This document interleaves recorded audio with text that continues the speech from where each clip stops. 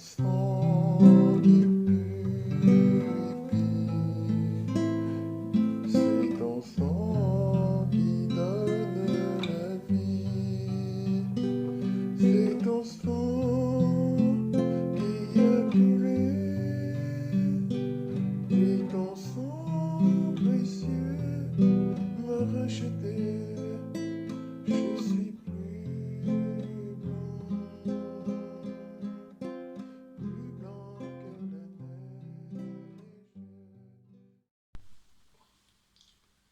Voilà, bonjour frères et sœurs, Jean-Marc Bali, serviteur de Jésus-Christ.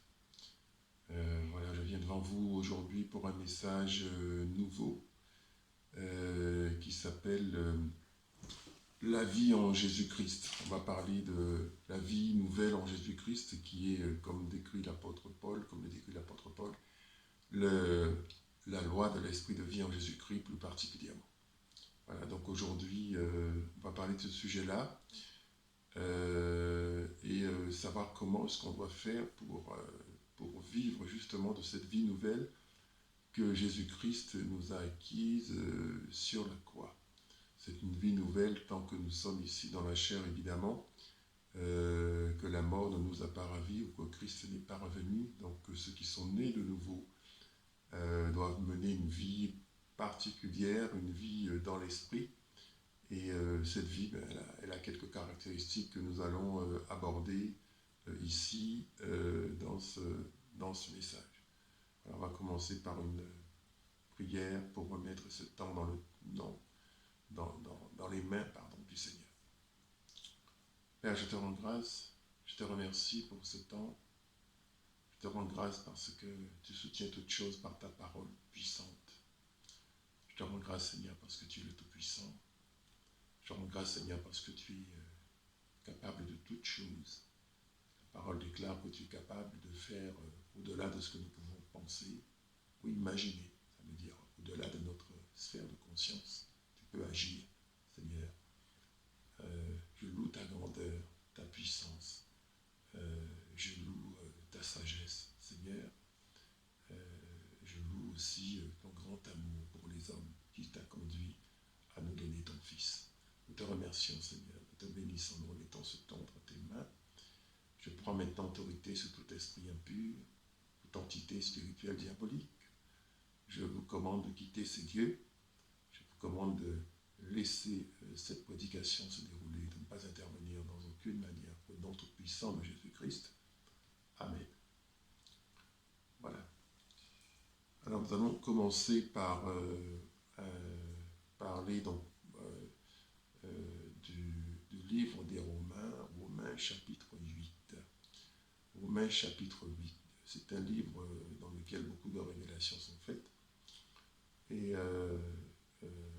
nous allons chercher donc avec les différents versets abordés de les comprendre, de les interpréter et savoir ce que ça veut dire dans notre vie.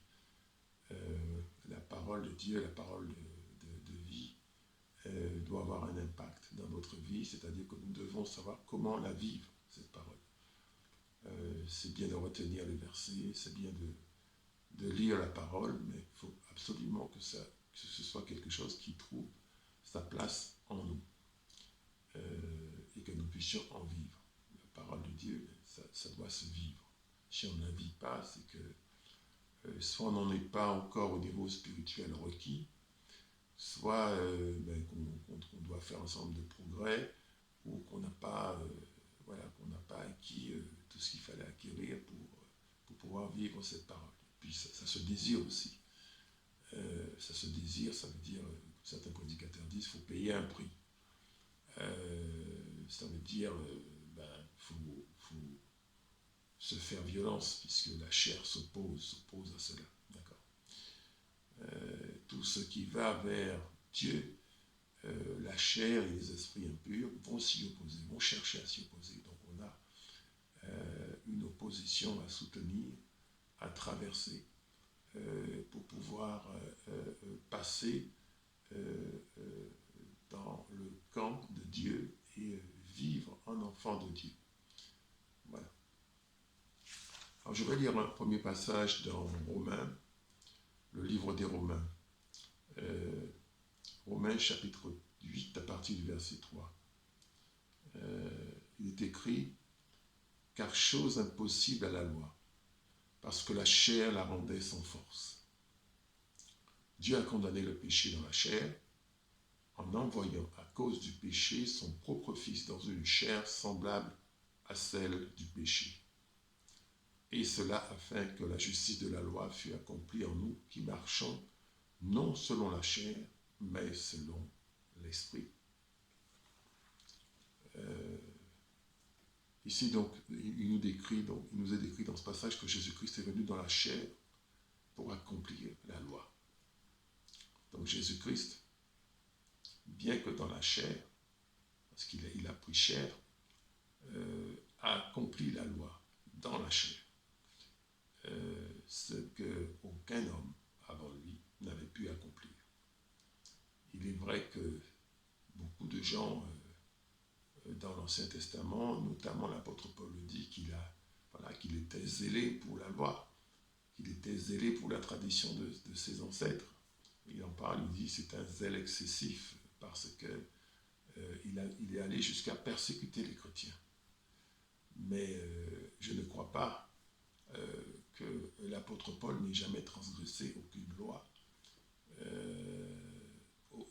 aucun article de la loi de Moïse. D'ailleurs, c'est impossible, c'est qu'il prévoyait, n'est-ce pas, chaque année qu'un agneau soit donné, soit amené en sacrifice pour les péchés. Donc, personne ne peut dire qu'il n'a pas transgressé la loi. Jésus n'a pas transgressé la loi. Donc, il n'est pas dit que Jésus ait pris un agneau pour aller l'emmener au temple et dire voilà pour mon péché. Il était lui-même l'agneau de Dieu. D'accord ? Donc Jésus n'a pas transgressé la loi. Et Jésus a vaincu la chair pour cela, a dû vaincre les désirs de la chair pour cela. Parce que les désirs de la chair sont contraires à la loi. Les sollicitations de la chair vous pousse à pécher. Romains chapitre 8, verset 8, par exemple, dit « Sous l'emprise de la chair, on ne peut plaire à Dieu. » Donc ça veut dire que tous les hommes qui sont conduits par la chair et qui sont sous l'emprise de la chair sont dans la désobéissance vis-à-vis de Dieu, ça veut dire ne plaisent pas à Dieu. Et c'est le cas des païens. Quand je dis païens, je veux dire les gens qui n'ont pas accepté Jésus-Christ et qui ne veulent pas se détourner de leur manière de faire. Et c'est aussi le cas de certains chrétiens qui pensent que du fait que Christ a accompli tout ce qu'il a accompli, qui peuvent se permettre certaines largesses, parce que Dieu est bon, parce que Dieu comprend, parce que Dieu est miséricordieux, et que par conséquent, ils peuvent se permettre de vivre sans crainte du Seigneur. Je pense que c'est une erreur que de croire qu'on puisse pécher sans conséquence parce qu'on est chrétien et qu'on a accepté Jésus-Christ. Il faut que nous nous rappelions du passage dans Matthieu. Je vais vous lire ce passage dans Matthieu qui parle des brebis et des boucs. Je pense que je ne l'ai pas ici avec moi, mais qui dit, voilà, venez, vous les bénis de mon Père, donc deux catégories de gens, il va y avoir un tri qui va se faire, deux catégories de gens. Venez, vous les bénis de mon Père, recevez en héritage le royaume et tout ce qui a été préparé pour vous. Et il dit, allez-vous-en, vous maudits, dans le feu éternel prévu pour le diable et ses anges. Donc, ils peuvent s'entendre dire, ces gens-là, la parole que Jésus-Christ a déjà dite dans l'Évangile, où il dit retirez-vous de moi, vous qui commettez l'iniquité. Donc, je pense que c'est prendre un risque que de vouloir demeurer sous l'influence de la chair en se disant, voilà, j'ai accepté Jésus-Christ, maintenant le problème du péché est réglé, donc ça veut dire que je peux continuer à pécher. C'est une erreur. Et donc Jésus est venu dans la chair et n'a pas cédé aux sollicitations de la chair. On va voir dans le livre des Galates, qui est un livre très important, où on parle des sollicitations de la chair. Donc, Galates chapitre 5, à partir du verset 19. Il dit Or, les œuvres de la chair sont manifestes. Ce sont l'impudicité, l'impureté, la dissolution, l'idolâtrie, la magie, les inimitiés, les querelles, les jalousies, les animosités, les disputes, les divisions, les sectes, l'envie, les vrogneries, les excès de table et les choses semblables. Je vous dis d'avance, comme je l'ai dit déjà, à ceux qui commettent de telles choses, que ceux qui commettent de telles choses n'hériteront point le royaume de Dieu. Voyez. Donc, lorsqu'on a accepté Jésus-Christ, ça veut dire qu'on accepte aussi de se détourner de sa manière de vivre, qui était une manière de vivre charnelle. Donc ça veut dire sous emprise de la chair.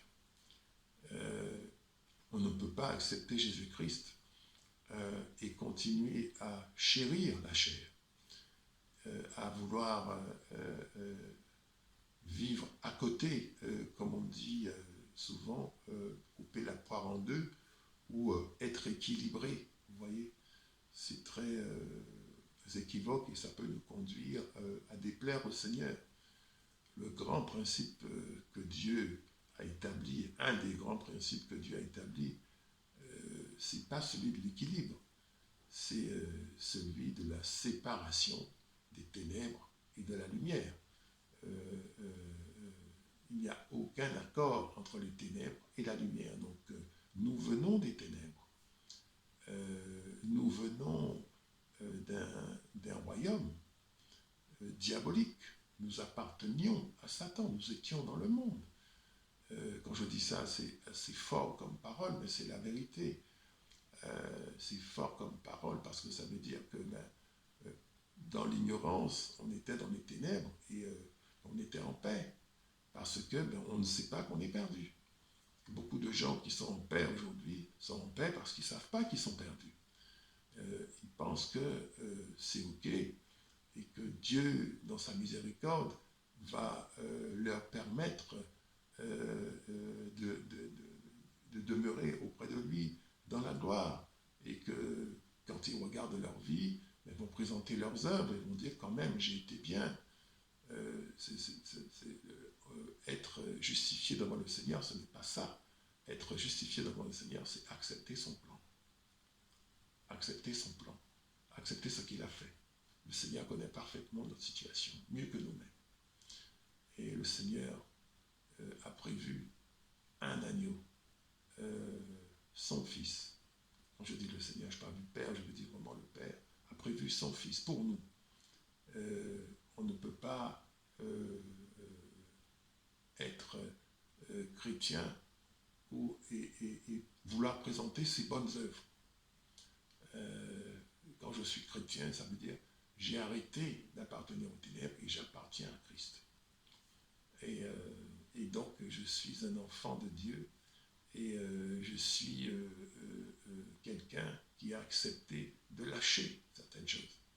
Donc quand je viens à Jésus-Christ, ma vie doit changer.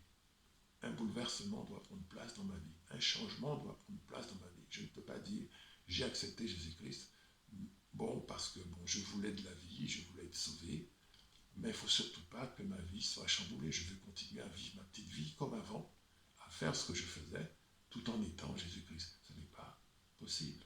Ouais. Ce n'est pas possible et c'est une duperie, parce qu'à la fin, ça se paye. Ça se paye par la séparation d'avec Dieu, la séparation éternelle avec Dieu. Vous voyez. Donc Christ est venu vaincre la chair et déclarer aussi les œuvres de la chair comme péché. Donc il n'y ait aucune équivoque là-dedans. Les œuvres de la chair ne plaisent pas à Dieu. Et donc le chrétien doit savoir cela et être,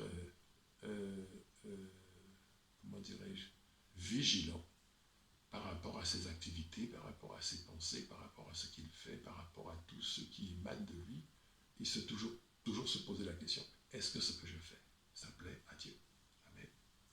Voilà. Donc Christ a accompli la loi, et il fallait qu'il accomplisse la loi aussi pour nous. Parce que le salut, c'est être identifié à Christ. D'accord? Christ en moi, et moi en Christ. Ouais. Donc, nous sommes quelque part un peu comme des gens, pas quelque part, mais c'est ça. Il faut aller vers la sanctification. Il faut aller vers l'union, la communion avec Christ. Une communion qui doit prendre place de plus en plus dans ma vie. Donc, c'est un processus qui commence, c'est l'activité du Saint-Esprit en moi. Et cette activité du Saint-Esprit va me pousser à me détacher des choses charnelles. D'accord? Et pour me détacher des choses charnelles, ça veut dire être soustrait de plus en plus à l'influence de la chair dans ma vie. Vous voyez? Et cette chair, Dieu n'est pas d'accord avec cette chair. Comment dire ça? Dieu ne va pas accepter la chair. De toute façon, la chair ne peut pas changer. Donc, ce qui attend la chair, c'est la crucifixion. La crucifixion, comme Jésus-Christ a été crucifié, notre chair aussi doit être crucifiée. Donc, c'est des processus qui sont mis en place par l'Esprit dans notre vie pour crucifier la chair, tout simplement. La chair doit mourir. Je dois mourir. D'accord? Donc, vous voyez, c'est le processus. Donc, Jésus va entrer dans la chair pour faire un travail par rapport à la chair. Et ce travail va se parfaire par rapport à la chair, par la crucifixion. D'accord? Donc, nous devons nous identifier à Jésus-Christ. Okay.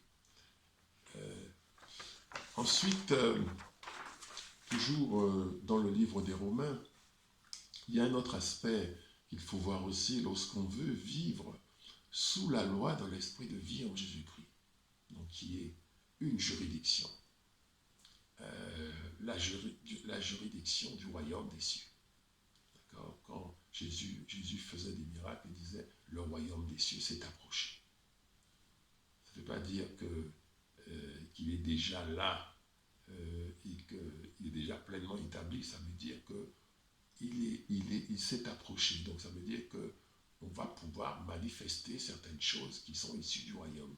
Hein, lorsqu'on fait un miracle, c'est une manifestation du royaume. Lorsqu'on guérit quelqu'un, c'est une manifestation du royaume. Lorsqu'on a une vision, Jean-Baptiste va dire, un homme ne peut rien recevoir qui ne lui soit donné du ciel.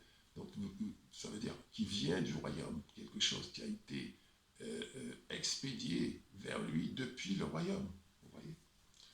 Alors, il y a un passage important qui nous concerne au plus haut point. Romains, chapitre 8, à partir du premier verset, deuxième verset, il dit « Il n'y a donc maintenant aucune condamnation pour ceux qui sont en Jésus-Christ. En effet, la loi de l'esprit de vie en Jésus-Christ m'a affranchi de la loi du péché et de la mort. » Je relis ce passage très important. Il n'y a donc maintenant aucune condamnation pour ceux qui sont en Jésus-Christ. En effet, la loi de l'esprit de vie en Jésus-Christ m'a affranchi de la loi du péché et de la mort. Donc, là, c'est un aspect juridique. Dieu ne fait rien qui ne soit établi sur la base de la justice. Sur la base de la justice. D'accord? Dieu est juste. Et pour nous sauver, Dieu va d'abord nous placer sous une autre juridiction. Nous avions une juridiction la loi du péché et de la mort qui nous condamnait. La loi de Moïse nous condamnait. Pourquoi la loi de Moïse nous condamne? Parce que c'est une alliance dans laquelle la partie humaine contractante, c'est-à-dire les hommes, apparaissait toujours comme défectueuse. Nous péchions. Nous péchons, nous sommes en situation de péché. Donc étant en situation de péché, nous méritons la mort. C'est justice que sous cette loi-là, nous soyons conduits à la mort. Quand je dis la mort, je parle de la mort éternelle, la séparation de Dieu, la vie sans Dieu, la vie éternelle sans Dieu, dans les souffrances. Et voilà, donc le Seigneur, ce qu'il a fait, lorsque nous acceptons Jésus-Christ, ce que le Père a fait, c'est nous placer sous une autre juridiction qu'on appelle la loi de l'Esprit de vie en Jésus-Christ. Donc c'est une autre juridiction. C'est une juridiction sous laquelle nous accédons à la vie. Parce que quelqu'un va prendre la responsabilité de nos péchés devant le Père. Et ce travail que fait Jésus-Christ, qui est de prendre la responsabilité de nos péchés, c'est d'une part nous sanctifier, mais aussi tout ce qui a déjà été fait comme péché et qui sera fait comme péché. Parce qu'on a beau accepter Jésus-Christ, on est quand même pécheur et on le sera jusqu'au bout, jusqu'à ce qu'il nous enlève, n'est-ce pas? Donc il faut voir jusqu'à quel point on est redevable et de quoi Christ est venu nous sauver. Christ est venu nous sauver d'une situation désespérée et dans laquelle aucun humain ne peut s'en sortir. Aucun homme ne peut s'en sortir. Donc c'est vraiment la grâce de Dieu qui se manifeste pour nous dans notre état de péché. C'est-à-dire que Christ n'attend pas que nous soyons purs, justes pour nous aimer. Il le fait alors que nous sommes encore dans un état de pécheur. Et donc tout ce qu'il y a à faire, et ça je pense que c'est l'orgueil aussi qui est un des plus grands obstacles à la non-acceptation de Jésus-Christ. On pense qu'on peut s'en sortir tout seul. On pense qu'on est suffisamment intelligent. On pense qu'on est suffisamment... qu'on n'est pas si mauvais. Parce qu'on n'a pas encore pris la mesure du désastre causé par le péché dans notre vie.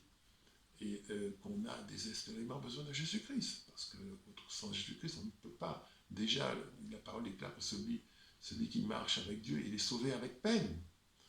Ça veut dire qu'il faut qu'il coopère avec le Père par l'Esprit, qu'il coopère avec l'Esprit.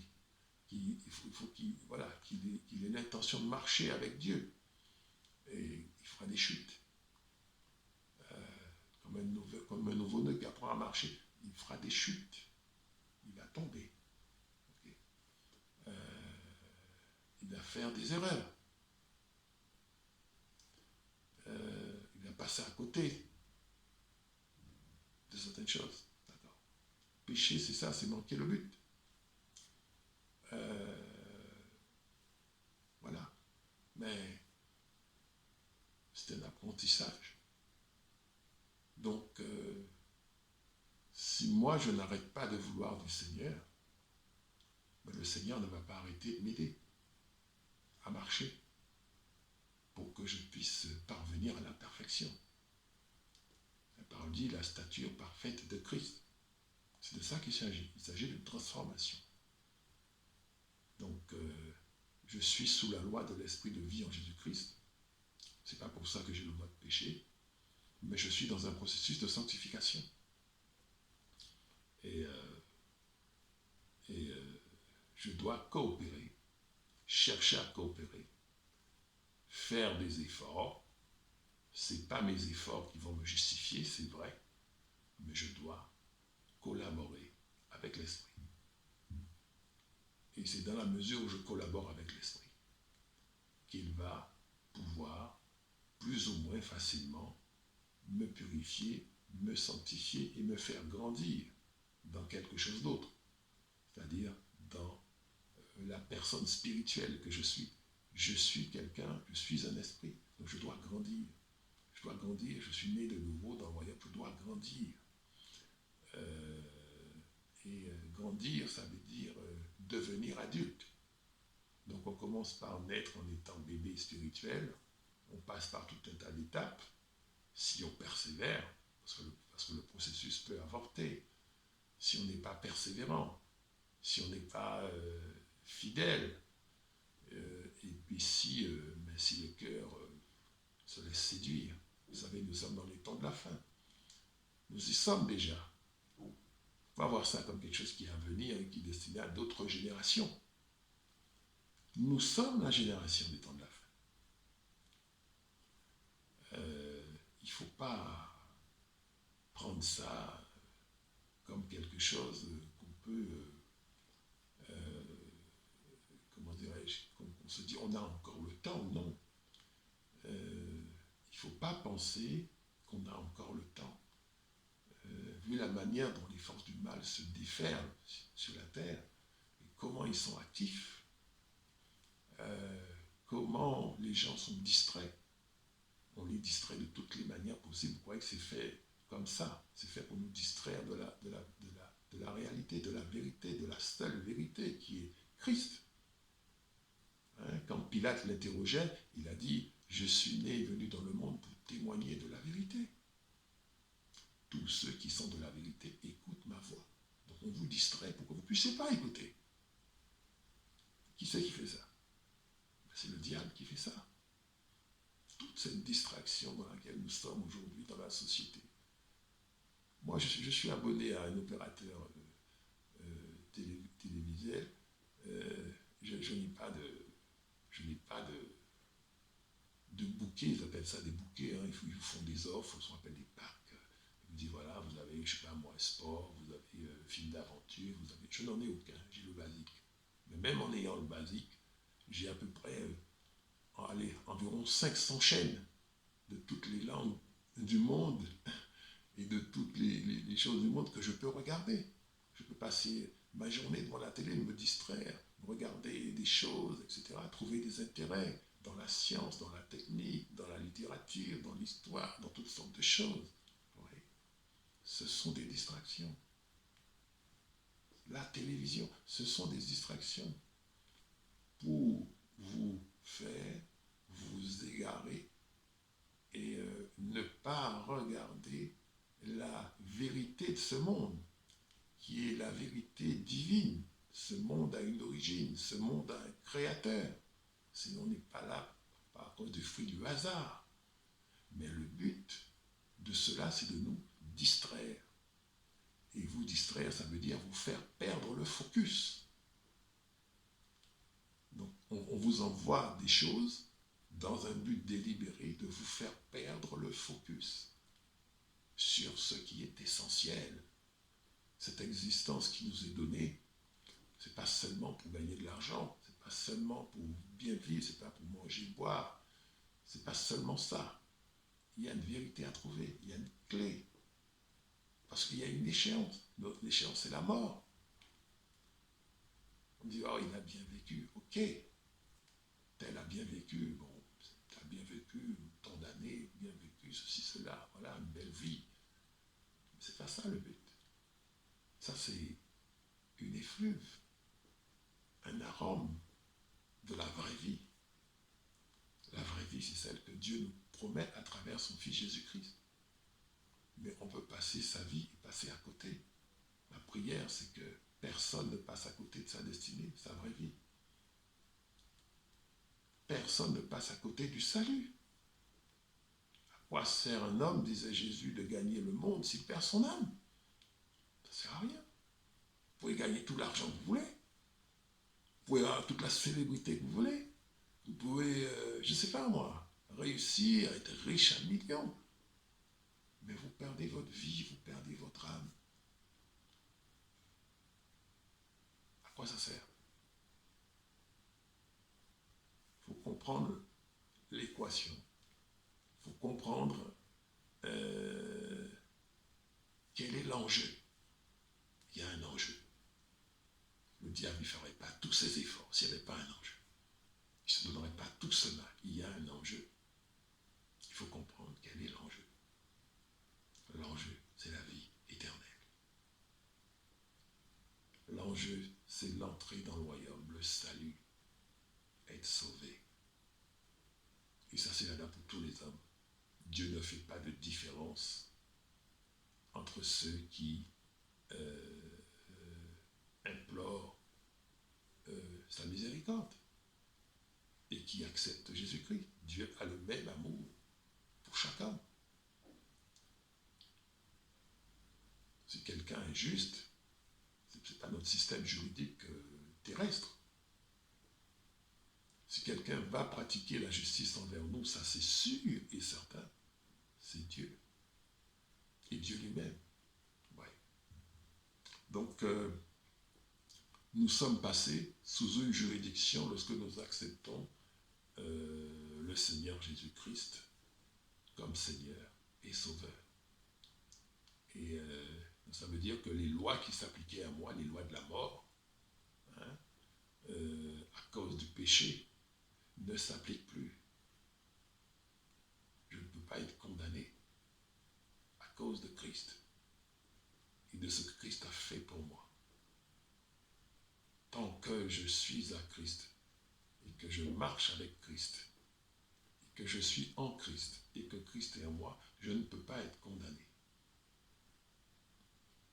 Parce que je suis en Jésus-Christ. C'est ce que dit la parole. Il n'y a plus de condamnation pour ceux qui sont en Jésus-Christ. Donc c'est un salut.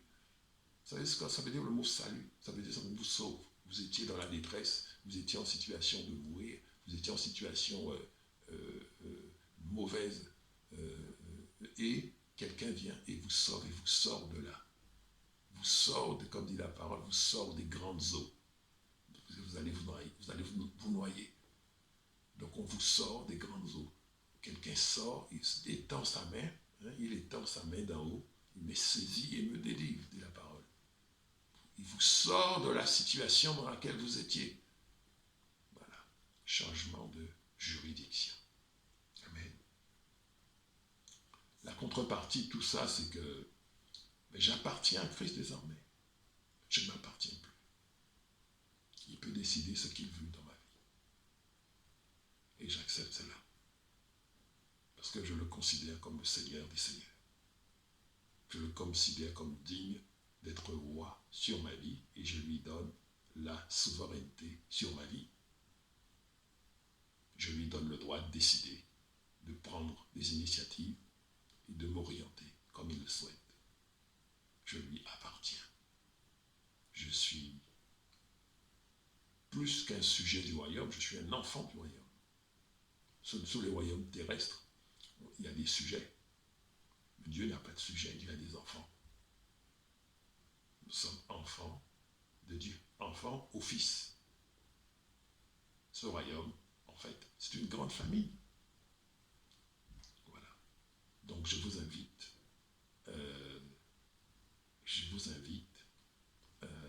à accepter l'offre de Jésus-Christ à travers n'importe quel serviteur de Dieu qui va parler, qui va répandre la parole. En ces temps de la fin, ces temps difficiles, beaucoup d'efforts sont faits pour égarer les gens. Mais celui qui trouve le chemin le trouvera par grâce. Moi qui vous parle, je suis venu au Seigneur, pas par moi-même, mais par grâce. Ouais. C'est la grâce de Dieu. Maintenant, je remonte, c'est la grâce de Dieu. Je n'aurais pas pu trouver le chemin et accepter Jésus-Christ comme ça. Vraiment, je veux dire, être placé sous cette nouvelle loi-là, vraiment, par moi-même. Je n'avais pas compris tout ça. Je ne savais pas tout ça. Il a fallu l'amour de Dieu. Un amour inconditionnel. Il n'a pas regardé tout ce que je faisais, tout ce que j'étais, tout ce que j'avais dit. Il m'a sauvé. Amen. Alors, pour entrer dans ce royaume, on entend dire souvent la chose suivante, il faut naître de nouveau. Et dans ce domaine-là aussi, il ne faut pas être dans l'illusion d'être né de nouveau. On doit savoir si on est né de nouveau ou pas. Le chrétien, le disciple, doit savoir s'il est né de nouveau Parce qu'on peut être dans l'illusion. Il y a des gens qui croient qu'il suffit de faire partie d'un groupe de chrétiens pour être sanctifié. C'est faux. Il y a des gens qui croient que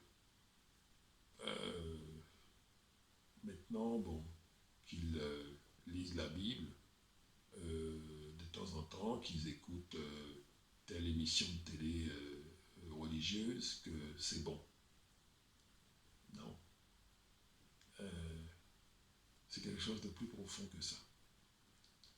Et ce désir d'entrer dans le royaume doit être acté aussi par le royaume. D'accord? Je ne décide pas tout seul que je suis né de nouveau. Je dois remplir un certain nombre de conditions pour ça. Et le Seigneur doit me l'attester, d'accord, par son esprit. Dans Romains chapitre 8, verset 16, il est écrit: l'Esprit lui-même rend témoignage à notre esprit que nous sommes enfants de Dieu. Vous voyez, c'est un témoignage. L'Esprit que Dieu m'a donné, je ne peux pas être en Dieu si je n'ai pas l'Esprit de Dieu. Si je suis en Dieu, c'est que j'ai l'Esprit de Dieu. La parole dit par ailleurs, celui qui n'a pas l'Esprit de Christ ne lui appartient pas. Donc si j'ai l'Esprit de Christ est sur moi, l'Esprit de Dieu est sur moi, c'est qu'il a quelque chose à faire avec moi. Soit il est en train de me conduire pour que je puisse accepter Christ, soit j'ai déjà accepté Christ et il m'apprend à marcher avec Christ. Hein? C'est un esprit qui a de multiples ministères. Multiples. Ouais. Dans Marc 16, il est aussi écrit, celui qui croira et qui sera baptisé sera sauvé. Mais celui qui ne croira pas sera condamné. D'accord? Donc, comment se dire qu'on est né de nouveau et croire qu'effectivement, dans le royaume, c'est une chose qui a été actée. Naître de nouveau, déjà d'une part, il faut la foi. Il faut croire en Jésus-Christ. Pas croire que Dieu existe. Jacques nous dit, les démons aussi le croient et ils tremblent. Non, c'est pas suffisant. Il faut croire en Jésus-Christ et lui remettre ma vie. Vouloir marcher avec lui. Converser avec lui. Le chercher. Donc ça se passe au niveau de mon cœur. Il faut que j'ai de l'amour pour Christ. Il faut que j'ai de l'amour pour Christ. Ouais. Donc je dois croire à ce qu'il me dit.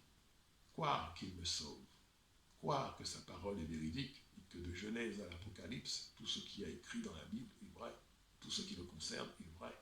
Et tout ce qui me concerne est vrai. Tout ce qu'il dit de moi est vrai. Donc je crois. C'est la foi, la dimension de la foi. C'est la première dimension pour être né de nouveau. Ah oui, si on ne croit pas, ça ne peut pas aller. La deuxième dimension pour être né de nouveau, j'aime à dire que c'est une formalité à accomplir. Et ça, c'est très... le diable utilise beaucoup ce baptême qui n'est pas un vrai baptême, le baptême catholique que j'ai reçu pour ma part quand j'étais bébé. Comme beaucoup, parce que je suis un ancien catholique. Mais le baptême est très important, le baptême par immersion. Et c'est une formalité, c'est un peu comme quelqu'un qui veut entrer dans un pays, il faut qu'il accomplisse un certain nombre de formalités administratives. Si je suis colombien, par exemple, et que je veux émigrer en France, je vais changer de juridiction. Mais ce n'est pas parce que je connais bien la France, que je parle français, que je connais l'histoire de France, que j'aime le vin, que les traditions françaises n'ont pas de secret pour moi, que je peux même avoir des amis français, des amis très proches français, Mais tant que je n'ai pas les papiers français, tant que les formalités administratives n'ont pas abouti, que je n'ai pas moi-même déjà initié cela et que cela n'a pas abouti, est-ce que je peux dire que je suis un Français? Non, je ne suis pas un Français. Je, je, j'aime la France, je connais bien, etc. Et on peut même me prendre pour un Français. Mais la réalité, la vérité, c'est que je ne suis pas un Français. Tant que ces formalités ne sont pas faites, je ne suis pas un Français. Mais dans le royaume de Dieu, c'est quelque chose de semblable. Il y a des formalités à accomplir. C'est le royaume par immersion. Je me souviens du jour de mon baptême, le baptême par immersion, tout ce qu'il y a eu comme événement ce jour-là. J'ai été arrêté par la police. Rien que ça. J'ai été trouvé en infraction. J'ai commis des infractions, 5 ou 6 infractions, des choses que je ne faisais jamais. J'ai failli finir au poste de police. Et en fait, je devais prendre ma voiture et le pasteur qui devait me baptiser l'a fait à la mer. Il voulait le faire à la mer, au nord de la France. Et je me suis fait arrêter. Et la police m'a sommé d'arrêter la voiture. J'ai me dit, mais qu'est-ce qui se passe? Pourquoi je commets autant de fautes?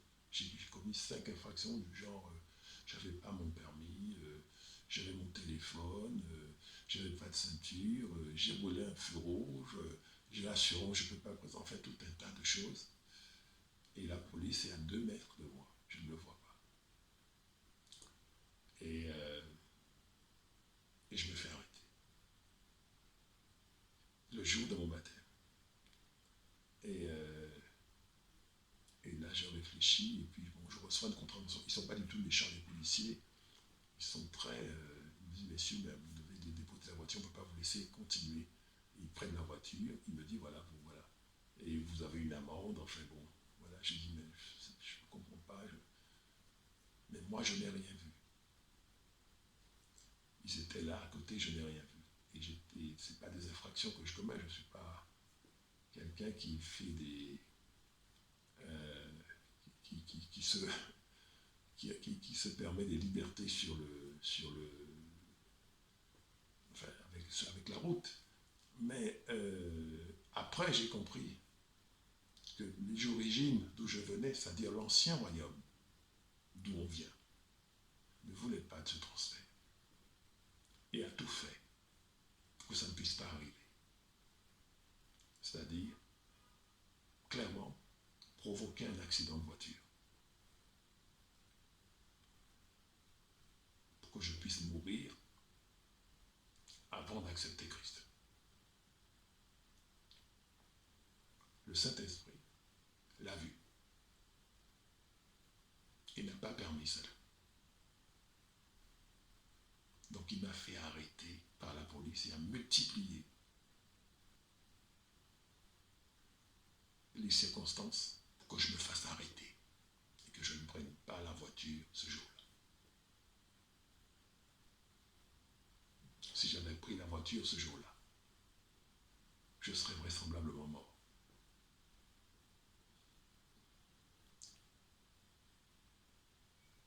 C'est pour vous dire l'enjeu, l'importance de l'enjeu, le combat qui se déroule entre le royaume des ténèbres et le royaume de la lumière. Je suis un traître, traître au royaume des ténèbres d'où je viens. C'est comme ça qu'il me voit. Je vous invite aussi, frères et sœurs, à trahir ce royaume auquel vous appartenez, que vous le sachiez ou non, que vous en soyez conscient ou non. Si vous n'êtes pas à Christ, c'est que vous appartenez au diable. Il n'y a pas d'autre possibilité. Cette vie que nous vivons, ce monde dans lequel nous sommes, a une importance extrême. faut vous évader du royaume des ténèbres et venir dans le royaume de la lumière. Même si ça vous coûte tout un tas de persécutions, moi je subis beaucoup de persécutions. Mais je ne vais pas lâcher Christ pour qui que ce soit. Qui que ce soit. Malgré tous les combats, malgré tous les coups que je prends, je ne vais pas lâcher Christ pour qui que ce soit. Voilà.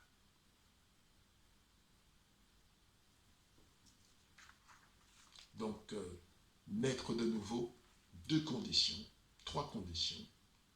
La foi, avoir le Saint-Esprit qui atteste, donc une conviction intime qui nous est donnée.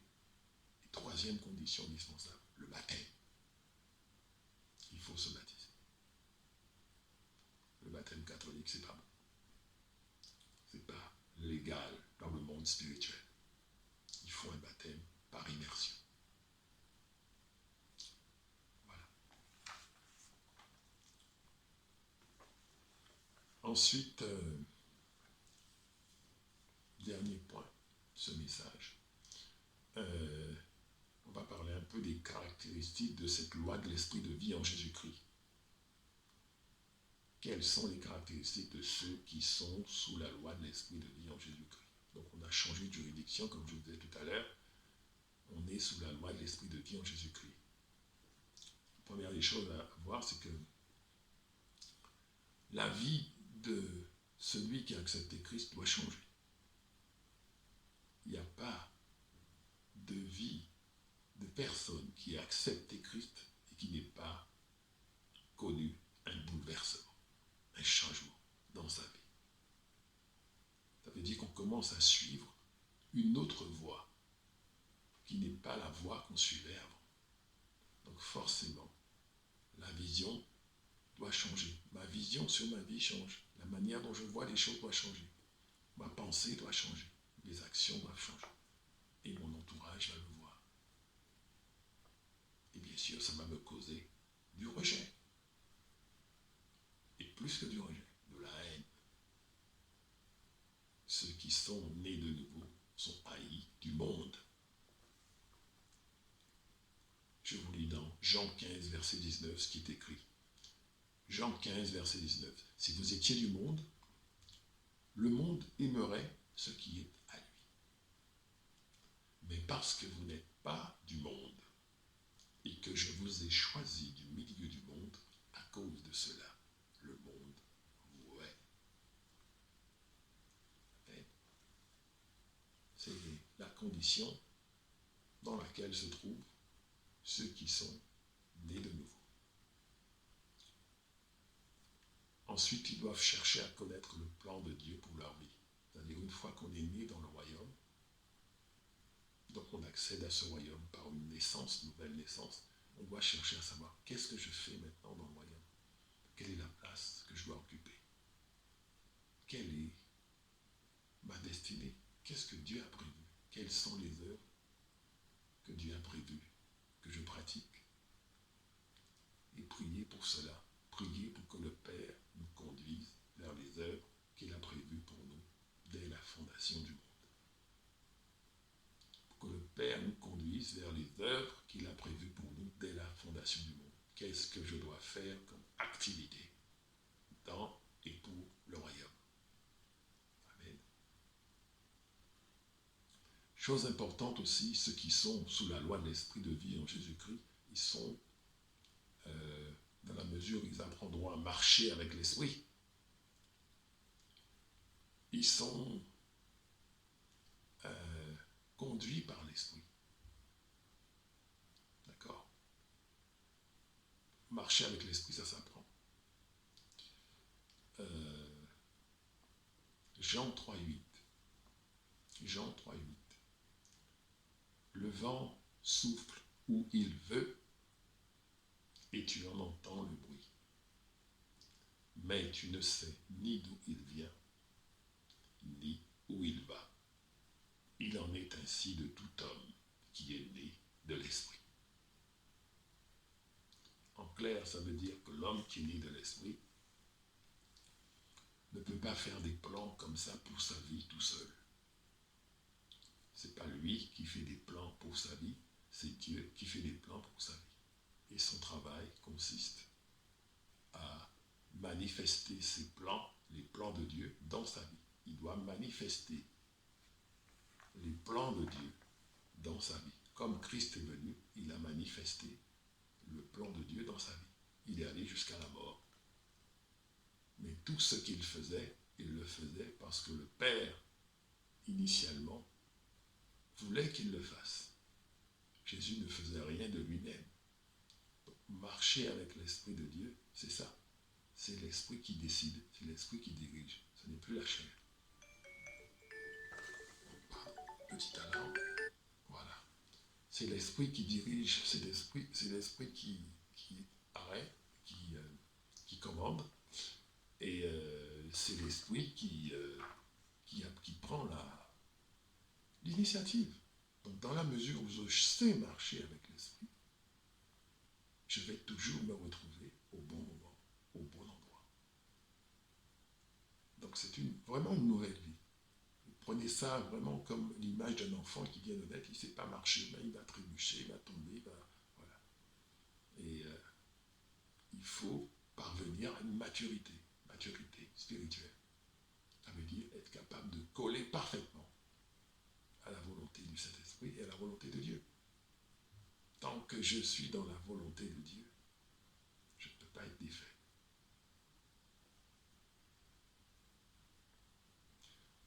Ensuite, ceux qui sont sous cette loi de l'Esprit de vie en Jésus-Christ, ils prient le Père directement. Très souvent dans la prière, on ne sait pas trop comment prier. On peut prier le Père, on peut prier le Fils, dans d'autres entités, on peut prier d'autres personnes. Mais là, Jésus nous enseigne la prière. Prier le Père directement, notre Père qui est aux cieux. On a le droit, à cause de Jésus, de ce qu'il a fait, enfin grâce à Jésus, et de ce qu'il a fait, de parler au Père directement.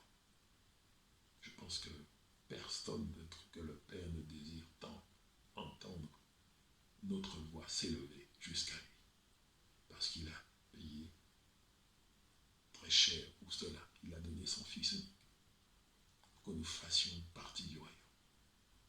Donc le cœur du Père est un cœur rempli d'amour et de compassion pour nous les hommes. Rappelons-nous, nous sommes des créatures spéciales.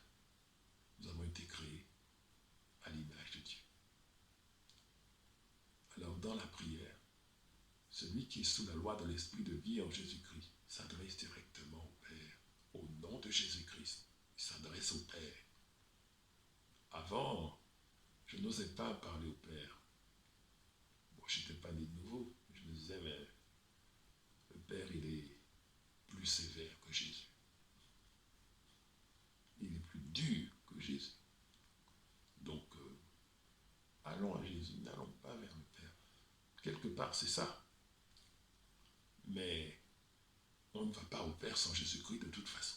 Donc, quand je vais au Père, c'est toujours à travers Jésus-Christ. C'est parce que je suis sous la loi de l'Esprit de vie en Jésus-Christ que je peux parler au Père directement. Ouais. Voilà. Et puis, il y a d'autres caractéristiques, hein, j'en ai énuméré les plus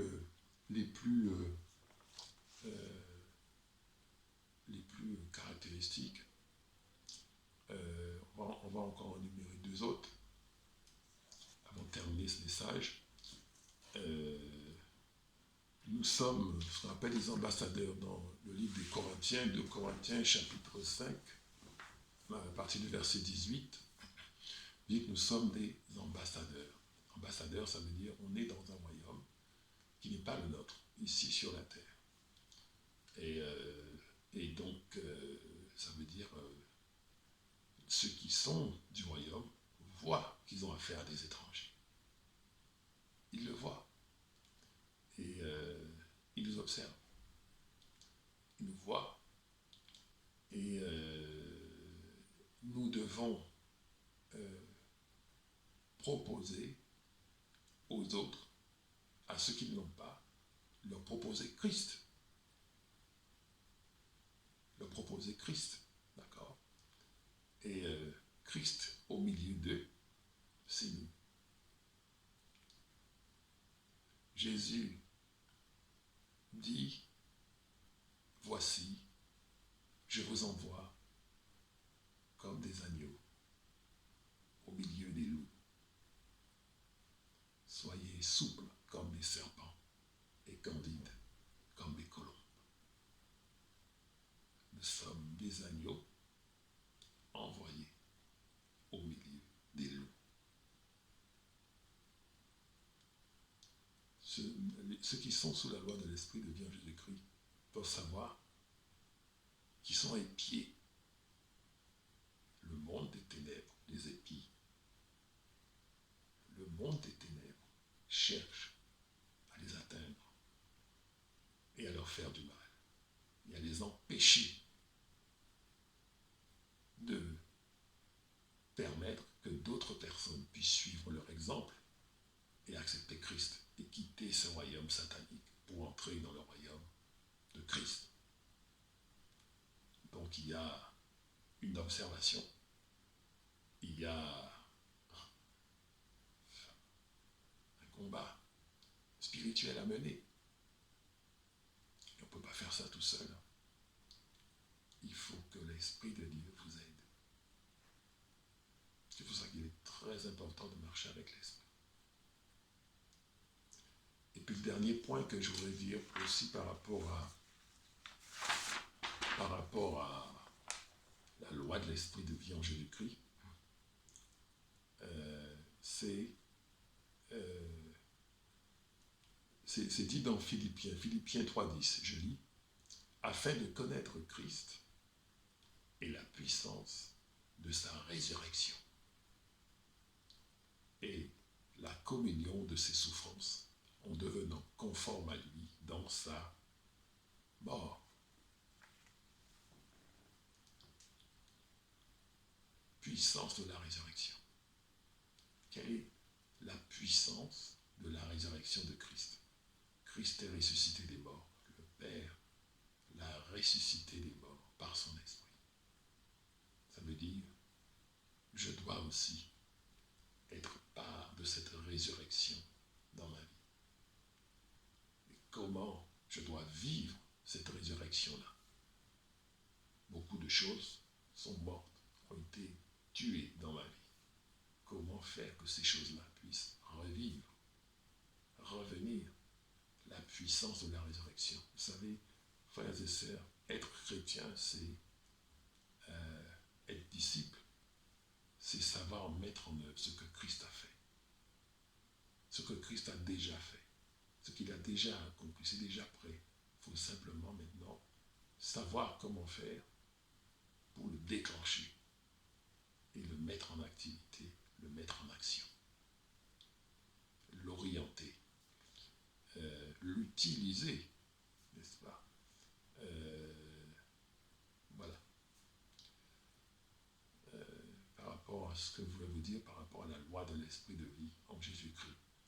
J'espère que vous avez pu progresser un peu dans la compréhension de ces choses. Et naturellement, je suis disposé à entendre toutes les remarques vis-à-vis de ce message. Voilà, je vais m'arrêter là. C'était Jean-Marc Bali, serviteur de l'Éternel, votre serviteur. Je vous invite à réagir, si vous le souhaitez, comme j'ai l'habitude de le dire maintenant, sur les vidéos que je mets sur Internet. Que le Seigneur vous bénisse, qu'il vous accorde sa grâce, sa paix, et que vous puissiez marcher dans ce monde, toujours poussé par le vent de l'Esprit, dans la direction décidée par l'Esprit, au temps et au moment voulu. Voilà, que le Seigneur vous bénisse et vous accorde sa grâce dans le nom de Jésus-Christ de Nazareth. Amen. C'est ton sang qui a coulé, et ton sang précieux m'a racheté.